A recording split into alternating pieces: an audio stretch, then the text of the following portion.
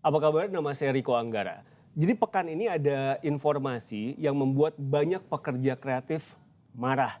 Jadi ada videografer namanya Amsal Setepu. Dia nyaris di penjara 2 tahun gara-gara menjual karyanya ke pemerintah. Yang bikin banyak orang marah adalah dalam surat dakwaan ada tertulis ide kreatif, alat dan lain-lain itu harusnya 0 rupiah. Amsal sekarang sudah divonis bebas, tapi ini menjadi presiden yang harus kita kulik, yang harus kita bahas. Bersama saya hadir Fauzan Ramadan, Wakil Ketua Bidang Hukum Gekraf. Mas Fauzan, terima kasih meluangkan waktu untuk Liputan 6. Ada Adi Nugroho, Ketua Persatuan Perusahaan Periklanan Indonesia. Mas Adi, panggilannya? Sesek. Mas Sesek. Dan juga hadir Pujiono Suwandi, Ketua Komisi Kejaksaan. Pak Puji, apa kabar? Kabar baik, Mas. Baik, saya ke Pak Puji dulu. Pak Puji ajak kami masuk ke otak penegak hukum ini. Apa yang terjadi sebetulnya, Pak? Yang pertama ini saya tidak saya disclaimer dulu lah. Paham, Ini Bapak versi Komisi yang Kejaksaan. ya saya bukan dalam konteks menjadi juru bicara kejaksaan tentu. Paham, paham. Tapi yang kemudian didapatkan berdasarkan informasi dari kejaksaan, ini kan kasusnya rangkaian ya, dan salah satu split ini adalah soal AMSAL ini. Nah, dari AMSAL ini kita dapatkan bahwa perhitungan keuangan negara itu kan dilakukan oleh inspektorat ya, inspektorat. Hanya kemudian dalam prosesnya menjadi perhatian kita bersama, termasuk Ketua Komisi 3 ya, di Komisi 3, dan kita bersyukur bahwa kasus ini menjadi perhatian semuanya, semakin banyak yang mengawasi, semakin banyak yang kemudian memberikan kontribusi kritik, itu menurut saya semakin baik karena kewenangan yang dimiliki oleh penegak hukum itu kan tidak sedikit. Jadi harus kemudian mendapatkan kritik, mendapatkan masukan dari berbagai pihak manapun, termasuk dari masyarakat dan juga Komisi 3 DPR. Nah, hasil dari kritik itu ya hasil dari kritik, masukan, dan pengawasan yang dilakukan oleh masyarakat dan juga DPR dan kita semuanya, ya kita bersyukur hari ini AMSAL Sitepu itu dinyatakan oleh pengadilan, dinyatakan oleh bebas gitu. Kita bersyukur di situ. Nah, kalau konstruksi yang kemudian dibangun jaksa ya karena ada temuan dari inspektorat ya yang menyatakan kerugian keuangan negara ada, dan meskipun kalau kita bisa berdebat soal ini ya, dan perhitungan kerugian keuangan negara itu kan memang tidak final ya, artinya masih bisa kemudian diperdebatkan di pengadilan, dan pengadilan kemudian berpendapat hari ini juga perhitungan inspektorat itu bukan sekedar tidak tepat tapi salah gitu. Sehingga dalam case AMSAL itu tidak ditemukan kerugian keuangan negara. Sebetulnya kami juga sudah mengundang pihak Kejaksaan Agung, tapi sejauh ini belum ada respons. Pak Puji, sekarang Amsal sudah divonis bebas. Berarti dalam tanda kutip ini ada yang salah nggak sih dalam prosesnya? Apa yang akan dilakukan Komisi Kejaksaan setelah ini? Ya, satu kalau dalam konteks teknis tentu yang bisa kemudian mengevaluasi adalah nanti atasan Satker ya. Dalam konteks ini Kejari tentu adalah Kejati nanti di eh, Kejaksaan Agung. Nah, yang bisa kita lakukan adalah kalau di Komisi Kejaksaan itu basis regulasi kita kan clear soal etika, soal integritas, sehingga hari ini kita mengirimkan tim ke Karo, ke Medan juga, untuk kemudian mempertanyakan hal-hal yang terkait dengan pertanyaan-pertanyaan soal integritas, soal misalnya kiriman brownies, soal juga termasuk kemarin ya, yang kasus kemarin itu yang soal pas ketika penetapan pembebasan itu ya, dari pengadilan itu kenapa kemudian jadi berlarut-larut. Nah, ini yang kemudian kita awasin, jangan sampai kemudian perkara-perkara yang sifatnya sepele ini justru kemudian, eee ya, istilahnya itu mengganggu atau kemudian, memberanguslah hak asasi termasuk hak asasi dari Hmm. terdakwa, Jadi gitu. Anda kirim Nah, tim ke jadi Sumatera Utara karena melihat ada sesuatu yang tidak seharusnya atau gimana? kalau itu kan berdasarkan laporan ya, dasar laporan bahwa secara laporan tentang soal kiriman kue itu, terus ini kan jadi begini, kejaksaan itu dalam penanganan perkara harus clear soal integritas, soal etika, soal segala macam itulah. Nah, bahwa secara teknis jaksa itu kemudian salah atau tidak, ini kan saya punya pandangan dan kita semua punya pandangan. Nah, pandangan-pandangan itu yang kemudian dalam konteks teknis itu kita bisa merekomendasikan memberikan evaluasi itu kepada pimpinan Satker dalam dalam yang kemudian punya kewenangan secara secara langsung untuk kemudian mengevaluasi, termasuk misalnya soal penghitungan kerugian keuangan negara.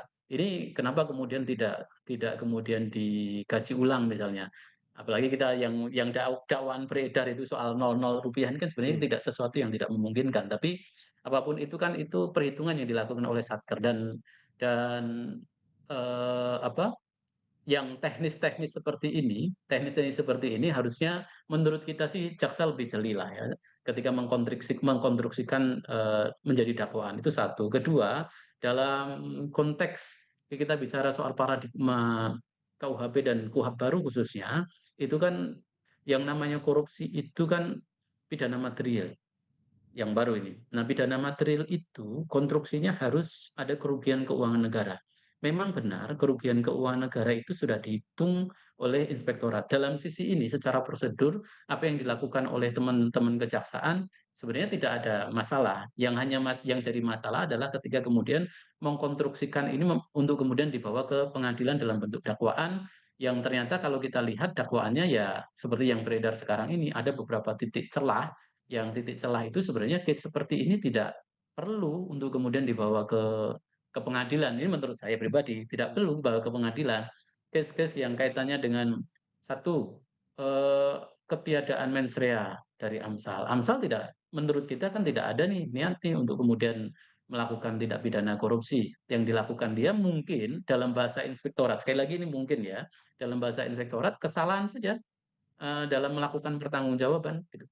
Pertanggungjawaban yang sifatnya administratif ini. Nah, kesalahan administratif itu jangan kemudian ditarik-tarik menjadi kesalahan-kesalahan yang sifatnya menjadi pertanggungjawaban pidana. Menurut Oke. saya begitu. Oke, Sehingga kemudian nanti kesalahan kita akan bahas administratif ini lagi ke sisi-sisi yang lain. Saya ke Mas Fauzan Kawendra, ketua Anda, ketua Gekraf, Gerakan Ekonomi Kreatif, emosional banget waktu di DPR sampai bilang kata bodoh. Setelah adanya putusan ini kan tentu jadi kabar baik tapi jadi presiden kan. Ya, Apa yang dilakukan Gekraf sekarang? Yang kayaknya harus dicek lagi nih item ini supaya nggak kejadian lagi misalkan. ya baik.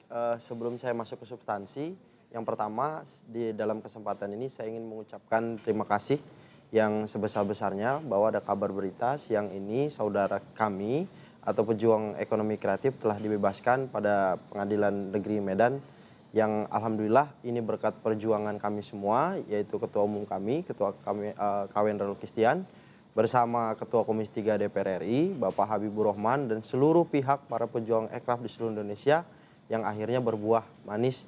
Namun ini semua akan menjadi evaluasi yang sangat besar ke depan agar kejadian kriminalisasi seperti AMSAL ini tidak terulang kembali.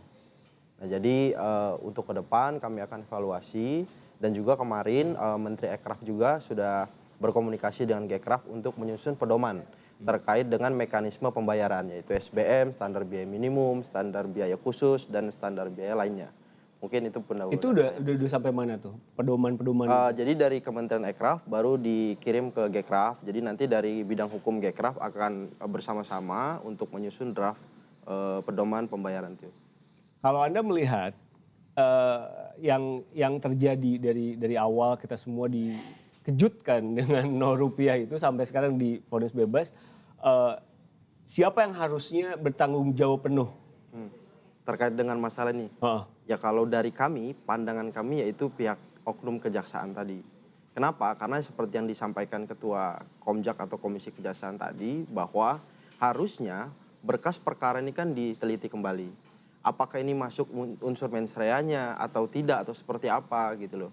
Dan sementara kalau kita agak mundur sedikit secara kronologis fakta yang terjadi, AMSAL ini kan mengajukan proposal ya kan, terhadap pembuatan videografer di 20 desa di Kabupaten Karo.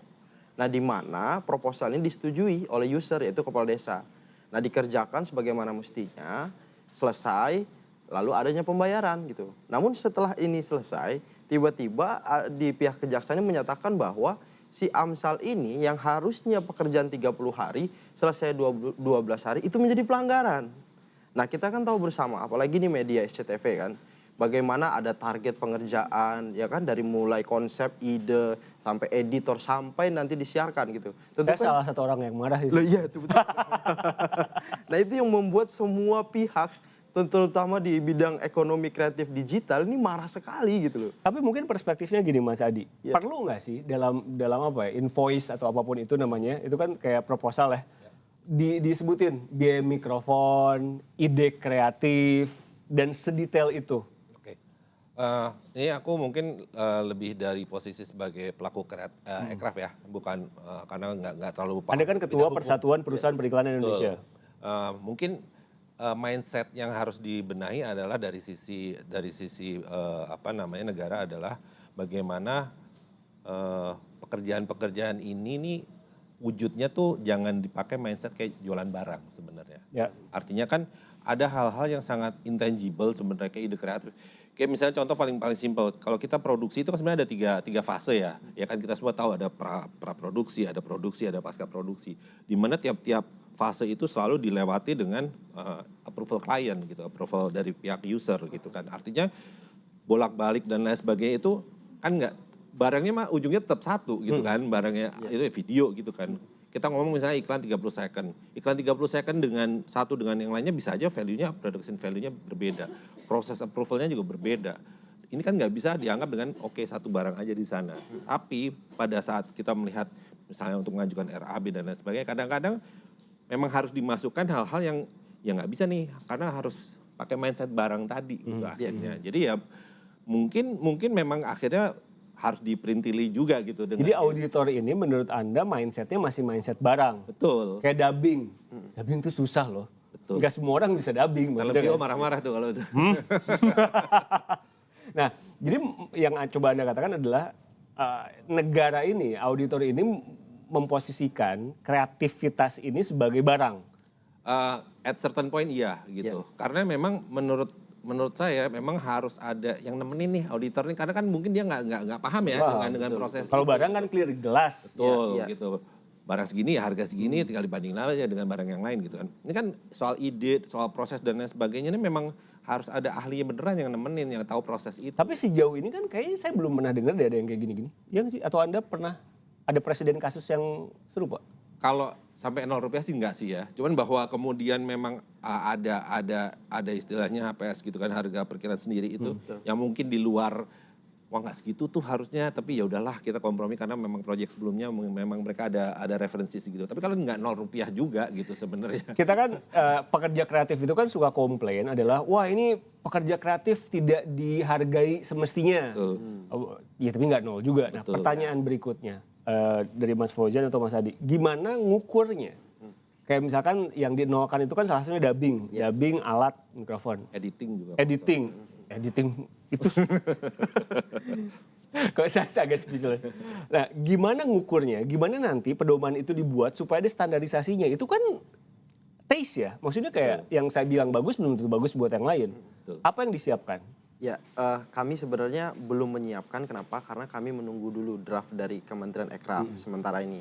Namun kalau kita tarik ke belakang persoalan si Amsal ini, ternyata menurut teman-teman yang ada di Kabupaten Karo, itu secara geografis jarak antara desa A dengan desa B itu jauh. Jauh. Gitu loh. Dan kita kan tahu nih, mungkin udah melihat videonya kan. Itu 24 juta menurut kita itu aduh itu miris gitu loh. Harusnya dia tuh standarnya 100 jutaan deh. Berbeda kan karena membuat video di kota dengan di kampung yang jauh di pegunungan loh Karo itu. Iya. Jadi menurut kami ya dengan masalah ini nanti ketika draft itu sudah dikirim kita susun, maka poin-poin yang ada di kami coba nanti kami tawarkan. Oke, Pak Puji, jadi sebetulnya mekanismenya gimana sih Pak? Ini kan sebetulnya kasus ini ketahuan gara-gara ada audit, ada audit, kemudian dilihat nih, oh ini harusnya nggak seperti itu. Tapi bagaimana cara kerja audit itu? Kalau tadi kan Mas Adi bilang ya jangan diperlakukan seperti barang. Jadi apa yang bisa supaya masuk ke logik pekerja kreatif ini supaya mereka nggak marah-marah amat gitu? Jadi begini, sebenarnya kalau secara prosedural ya, saya ngomong secara prosedural nih. apa yang dilakukan oleh kejaksaan ini secara prosedural tidak salah. Hmm. Ada perhitungan kerugian negara secara material yang sudah muncul, dihitung oleh inspektorat, meskipun sekali lagi ini bisa kita perdebatkan, sekali lagi kejaksaan harusnya meneliti ulang segala macam, mungkin bisa mendapatkan second opinion dari pihak lain yang punya keahlian di bidang itu, ini yang kemudian tidak dilakukan. Tapi secara prosedural tahap ini kerugian keuangan negara itu sudah dihitung oleh, apa namanya, inspektorat dan itu memenuhi prosedural. Nah, kalau case seperti ini Oke Pak, kemudian tidak kita sorry saya potong. perbaiki. Memenuhi prosedural itu artinya adalah kalau ini barang dan jasa biasa, berarti ada kerugian negara. Ya begini, sebagai contoh nih, yang namanya keuangan negara itu kan uang yang keluar dari negara, baik itu APBN ataupun APBD, dan setiap uang yang keluar dari negara itu kan memang harus kemudian dipertanggungjawabkan. Hmm. Nah, celakanya rezim pertanggungjawaban termasuk dalam jasa yang dilakukan pekerja kreatif, ini tunduknya pada pengadaan barang dan jasa di Perpres 46 tahun 2025 ini. Dan dalam Perpres itu, ya termasuk itu misalnya pekerjaan 30 hari bisa diselesaikan 12 hari, 12 hari ini ya sudah selesai, itu kan harusnya kita bersyukur nih ya, Bagus bahwa dong, pekerjaannya sudah cepat. selesai 12 hari. Iya, tetapi PBJ-nya, pengadaan barang dan jasa, SPJ-nya nggak bisa demikian. Oh, harus ada misalnya habisnya 24,5 nih dalam 12 hari itu. Yang 5,5 ini Anda harus laporkan. Loh, saya tidak menggunakan. Anda harus kemudian melaporkan. Gimana cara melaporkan? Maka kadang ada laporan PBJ yang sifatnya fiktif. Fiktif-fiktif itu. Nah, ini prosedurnya seperti itu. Seperti kayak saya biasa dosen ya, dosen melakukan penelitian gitu. Dosen ketika melakukan penelitian, apa luarannya? Luarnya itu adalah model, luarnya itu adalah jurnal segala macam. Kita mengajukan proposal, taruhlah 100 juta atau 50 juta. Nah, anggaran yang kemudian kita kita gunakan untuk kemudian menghasilkan luaran tadi, itu taruhlah 30 juta. Tapi proposal kita itu 50 juta, Pak. Nah, sehingga kemudian ada SPJ-SPJ karena tunduk pada PBJ tadi ya, pengadaan barang dan jasa tadi, ada ya, nomenklatur-nomenklatur yang kemudian harus diisi tadi, maka kemudian yang terjadi pengisian seolah-olah ada saja. Nah, AMSAL ini menurut saya jujur, saya hanya menggunakan 24,5 untuk itu, sehingga tidak perlu kemudian saya pertanggungjawaban 30.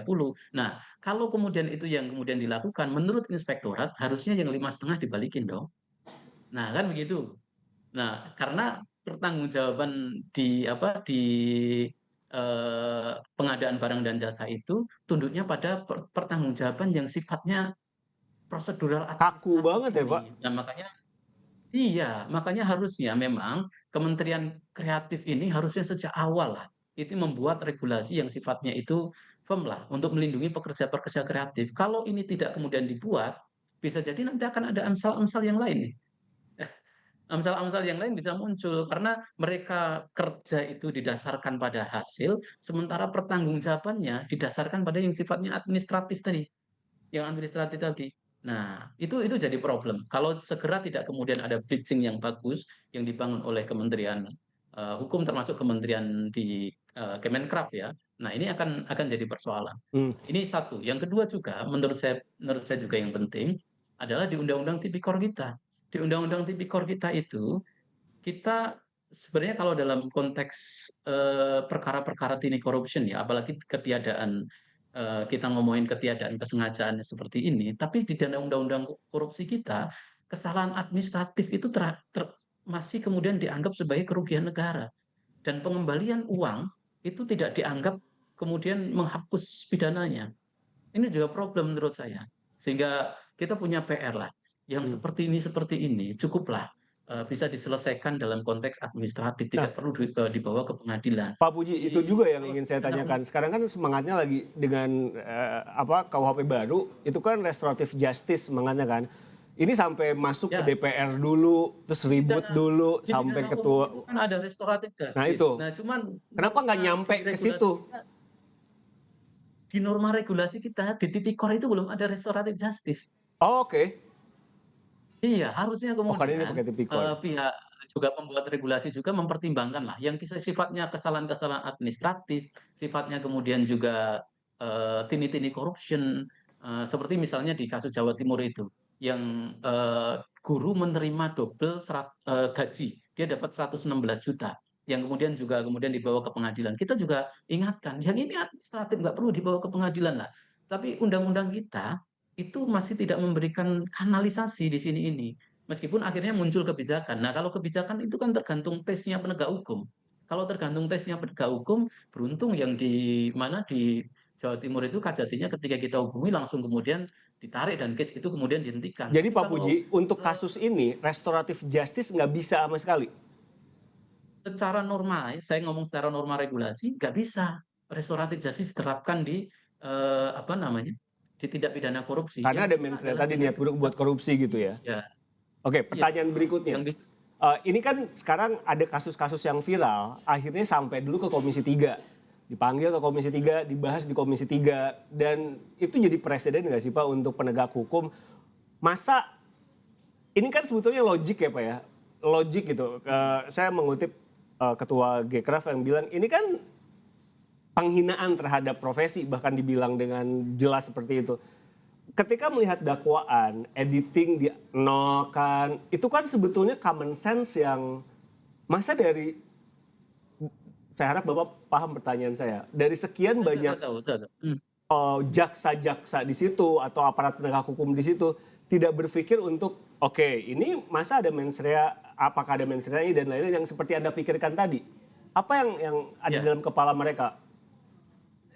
Ya, itulah yang kemudian juga kita pertanyakan hari ini ya, kita tanyakan, kenapa kemudian konstruksi kalau misalnya Anda meyakini ada kerugian negara, tapi kemudian Anda mengadopsi konstruksi dakwaan yang seperti ini misalnya, yang tadi disebut Rp0 segala macam, sehingga itu yang lebih viral kan. Nah, saya mengulang tadi, beruntung Amsal ini kan sampai kemudian jadi perhatian bersama kan. Tapi kalau kemudian, ada tersangka, ada terdakwa yang tidak memiliki akses, secara politik, akses secara publik yang memadai, dia bisa menjadi korban karena ketidaktahuan dia, Ya. Oke. itu Pak. Mas Adi, kalau tadi ngikutin logikanya penegak hukum kan ini, misalkan Mas Adi atau kita nawarin project, ini projectnya 30 hari ya, ternyata beres di 20 hari, kena tuh. Ya. Bikin takut nggak? Nah, idealnya tuh gimana kalau menurut Anda? Kalau dengan kan ini urusannya dengan penyelenggara negara ya. Memang kita paham juga ada hal-hal kayak gitu ya. Tapi memang pada saat kita biasanya RAB dan lain sebagainya, memang pada akhirnya kita harus sepakat dulu sih dengan ini sebenarnya akan jalannya nih kira-kira sih, mungkin misalnya ada kayak semacam kontingensi atau apa ya. Karena kan kalau nggak salah ada masalah dengan drone jatuh lah atau apa segala macam gitu ya. Yang artinya itu harus diomongin di awal sih gitu. Jadi memang bahwa kalau misalnya ternyata selesai sebelum ini, ya pada akhirnya kalau dengan aturan ini kan kita harus mengembalikan dan lain sebagainya akhirnya. Tapi bahwa ini proyek harus berjalan dengan persiapan 30 hari tetap harus kita ajukan gitu. Tapi memang kalau menurut saya dalam hal ini bukan soal bagaimana kita melihat perintilannya yang seperti itu, tapi kalau kembali ke problem yang sekarang terjadi adalah saya nggak bisa mengerti kenapa ada mindset bahwa ada satu pekerjaan yang dinilai Rp0 sebenarnya itu. Di luar apakah ada tadi 30 hari jadi 12 hari atau apa dan lain sebagainya. Tapi ketika ada satu pekerjaan yang dianggap Rp0 itu kan berarti sesuatu yang memang seperti Mas Riko bilang kan, nggak masuk di akal gitu. Dan nyata gitu, itu ngedit kan ada betul. orang, ada Betul. nyata itu kelihatan. Ada alatnya, ada softwarenya yang harus dibayar. Saya agak nggak santai ya, maaf. Saya harusnya agak lebih santai. Ini produsernya gitu. lanjut. Karena kan ya kita sama-sama tahu lah, editing itu ada prosesnya juga panjang gitu kan. Betul. Ada offline editing, ada online editing, bolak-balik, approval dan lain sebagainya. Masa ya Rp0? Dan Bapak auditor itu ketika saya minta dubbing juga belum tentu bisa. Betul. Jadi memang stance-nya dia Rp0 itu yang saya pertanyakan. Tapi mungkin Pak Puji bisa jadi karena itu memang sudah ada template-nya nggak sih Pak? Jadi ya para penegak hukum itu kerja based on itu aja. Ya, itu kan dia mungkin copy paste dari inspektorat ya. Dan dia ngambil angelnya yang Rp0 itu. Itu adalah menurut saya ya itu salah satu kelemahan ya dari yang dipakai oleh teman-teman kejaksaan ketika kemudian menyusun dakwaan itu. Saya sepakat dengan Pak Puji tadi, ini Amsal punya akses betul. untuk bicara sehingga banyak orang lihat. Tapi kalau melihat skemanya kayak gini, copy paste dan lain-lain, apa yang Gcraf perhatikan sekarang? Iya, jadi kan dari mulai perkara ini naik, pihak kejaksaan itu yang penyidik, sampai apa namanya penuntut, sampai naik ke Kejari, kan sampai akhirnya itu ke nasional, ini kan tidak satu kesatuan statementnya. Ya kan? Beda-beda nih statementnya nih. Nah, artinya apa? Artinya pihak kejaksaan ini kan tidak fokus gitu loh, membaca dakwaan yang dibuatnya. Kan gitu. Nah, akhirnya apa? Akhirnya kami merespon pernyataan ini. Loh, berarti ke depan seluruh konten-konten kreator mungkin, influencer, editor, konseptor, videografer, udah nggak mau lagi buat ini gitu loh. Mau sih tapi nggak ke Nggak ke klien. pemerintah. Ke klien yang lain aja. Brand Ya kan, Mas? Nah itu kan artinya sekarang ini kan sudah mulai masif Mas. Di daerah-daerah ya kan, videografer, mungkin konten kreator buat untuk pemerintah daerah sampai dengan Palestina sudah banyak sebenarnya. Nah makanya hal ini kami tidak akan lagi ke depan terjadi nih kriminalisasi seperti ini. Baikkah itu di industri kreatif digital maupun di industri ekonomi kreatif lainnya. Pak Puji ada presiden gini, kasus-kasus yang kenapa harus nunggu viral dulu, kenapa harus masuk ke DPR dulu, kemudian dan ternyata benar ketika sudah masuk ke Komisi 3 kasusnya hakim memutus bahwa ini bebas. Ini kan jadi dalam tanda kutip kritikan juga untuk para penegak hukum. Tanggapan Anda gimana? Ya, bangunan penegakan hukum itu kan ada infrastruktur dan suprastruktur. Nah, yang suprastruktur itu menurut saya penting ya, bukan hanya kemudian membangun norma, membangun regulasi, tapi juga paradigma. KUHP kita itu sudah kemudian disusun dengan sangat baik lah ya, meskipun juga ada beberapa kelemahan, tapi menurut saya sudah sangat amat baik.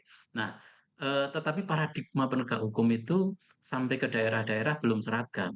Di Kejagung mungkin sampai level Kejati bisa kemudian memahami paradigma perubahan itu. Tetapi sampai kemudian Kajari-Kajari yang ini saya tangkap ya, dan teman-teman Komisi Kejaksaan juga tangkap, perubahan paradigma itu belum muncul. Misalnya mengkonstruksikan soal mens rea. Orang tidak punya niat jahat. Atau kemudian mengkonstruksikan bahwa ini masuk pada pelanggaran administratif atau pelanggaran yang sifatnya pidana.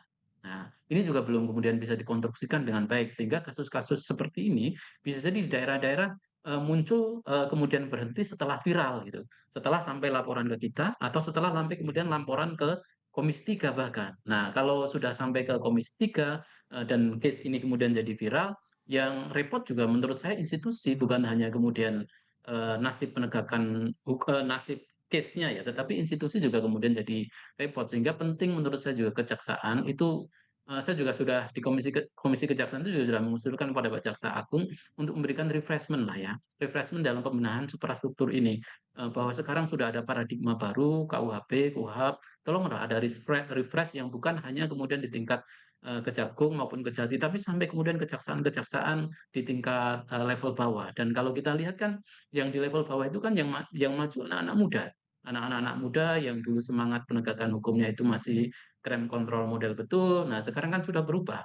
Sudah menjadi due process model, yang due process model itu penghormatan terhadap hak-hak tersangka, hak-hak terdakwa itu, menjadi prioritas termasuk misalnya nih, kemarin Komisi 3 ketika kemudian mendapat penetapan penetapan dari pengadilan kan, bahwa Amsal itu dibebaskan, harusnya juga direspon saja.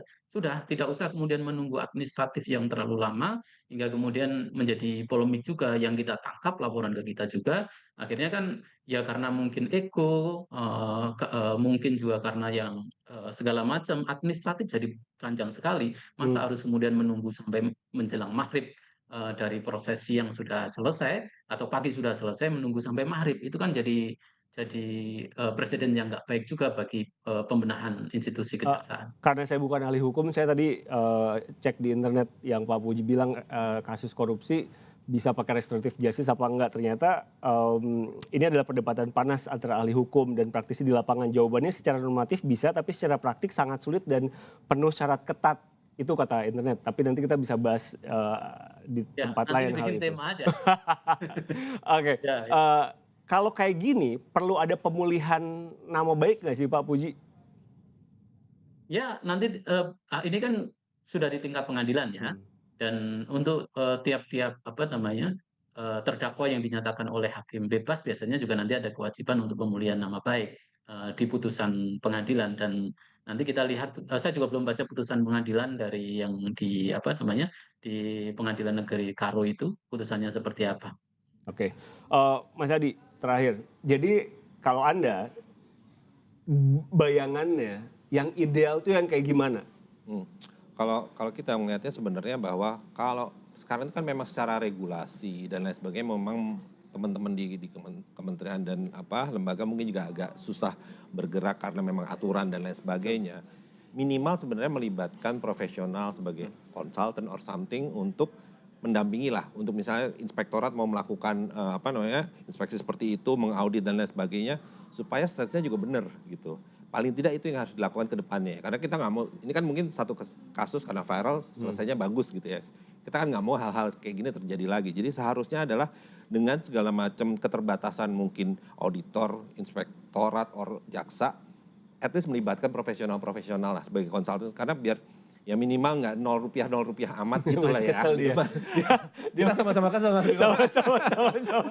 Bahwa ya udahlah, di segini nilainya benar atau enggak. Oh ya debatable dan lain sebagainya masih masuk dan lain sebagainya gitu kan. Karena itu profesi. Saya mesti ngomong lagi Betul. di Liputan sama SCTV ini ada editor, ada yang voice over dan lain-lain. Oke. Tapi pedoman butuh nggak? Pedoman butuh, tapi dalam arti kan untuk sampai ke sana Lama. iya betul kan kita apalagi kalau nanti ternyata regulasinya undang-undang kan harus sampai DPR dan lain sebagainya. Tapi at least dalam proses itu bisa mendampingi itu adalah profesional-profesional yang tahu lah dengan kondisinya gitu. Saya paham kenapa Kawen marah banget, salam buat Kawen. Ya, Karena yang sekarang dilakukan negara ini adalah menggenjot ekonomi kreatif kan, Betul. sampai ada kementerian dan lain-lain. Iya. Eh, Salah satu hal mengenai kreativitas itu kan wujudnya Intangible. intangible Iya. dan standarnya beda-beda. Betul. Yang saya bilang bagus belum tentu yang lain bilang serupa. Bayangan deh gimana nanti pedoman itu dibuat supaya semuanya happy. Iya, seperti gini. Baru-baru ini kan ketua umum kami itu kan mengesahkan undang-undang terkait dengan apa namanya apa sih namanya paten ya kan kemarin itu. Nah terus juga terkait dengan apa namanya apa mas yang lupa saya namanya penyanyi untuk penyanyi itu Oh hak cipta, ya copyright, copyright dan lain-lain. tak dan lain-lain. Nah artinya apa? Artinya di dunia ekonomi kreatif ini sektornya kan banyak. Ya itu tadi yang saya bilang ada digital, ada UMKM, ada lain-lain banyak karena itu nanti yang akan kami klaster satu persatu gitu loh untuk dapat benar-benar memastikan pedoman ini dapat berjalan sesuai dengan apa yang kita harapkan. Nah sebentar mungkin saya sedikit mengutip tadi karena memang saya juga advokat kan. Jadi di Komisi 3 itu sebenarnya kenapa harus perkara atau ada masalah, ada kasus dibawa naik dulu baru viral lalu selesai gitu kan. Sebenarnya kami advokat yang di lapangan ini itu justru sangat kesulitan Maksudnya? menghadapi APH ini. Ketika APH, aparat penegak hukum. iya, aparat penegak hukum nih, karena kan sudah ada seperti di contoh kepolisian kan sudah ada nih jangka waktu penanganan perkara dan lain-lain itu kan. Sementara kan kami ini kan membela orang yang membutuhkan keadilan gitu kan. Nah sehingga ketika kami baru viralkan, baru jalan gitu. Makanya sampai ada ungkapan no viral no justice. Yes, itu tadi. Nah makanya ketika masuk ke Komisi 3, baru kan semuanya ya bisa kita tahu semua kan ini. Oke, terakhir untuk Pak Puji ada dari Gcraft yang juga advokat curhat tadi kesulitan sama aparat penegak hukum. Sedikit aja, tanggapan Anda gimana? Ya, paradigmanya harus memang berubah, itu satu. Yang kedua juga ini untuk case AMSAL ya, menurut saya bukan hanya sekedar pedoman yang dibuat. Kalau pedoman itu kan bukan peraturan, bukan regulasi, tapi minimalnya harus ada bentuknya peraturan menteri. Dari Ya, peraturan menteri itu kan, saya yang ralat tuh berupa Pak, dalam bentuk permen dia Pak pedomannya. Oh, ya, Permen. oke. Oke.